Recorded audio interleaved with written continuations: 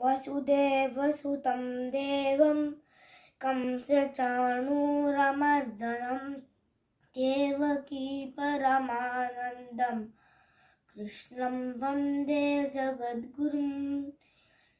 अतसी पुष्पसङ्कासं हारनूपुरशोभितं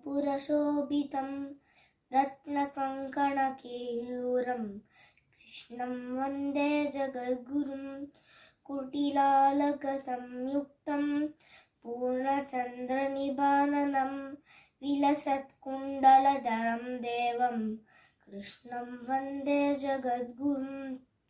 मन्दारगन्धसंयुक्तं चारुहासं चतुर्भुजं बर्हिपिञ्चावचूडाङ्गं कृष्णं वन्दे जगद्गुरुम्। उत्फुल्लपद्मपत्राक्षं नीलजीमूतसन्निभं यादवानां शिरोरत्नं कृष्णं वन्दे जगद्गुरुम्। रुक्मिणीकेलिसंयुक्तं पीताम्बरसुशोभितम् अवापत्तुलसीगन्धं कृष्णं वन्दे जगद्गुरुम्। गोपिकानां कुचद्वन्द्वा कुङ्कुमाङ्कितवक्षसं श्रीनिकेतं महेश्वासं कृष्णं वन्दे जगद्गुरुम्। श्रीवत्साङ्गं महोरस्कं वनमाला विराजितं शङ्खचक्रधरं देवं कृष्णं वन्दे जगद्गुरुम्।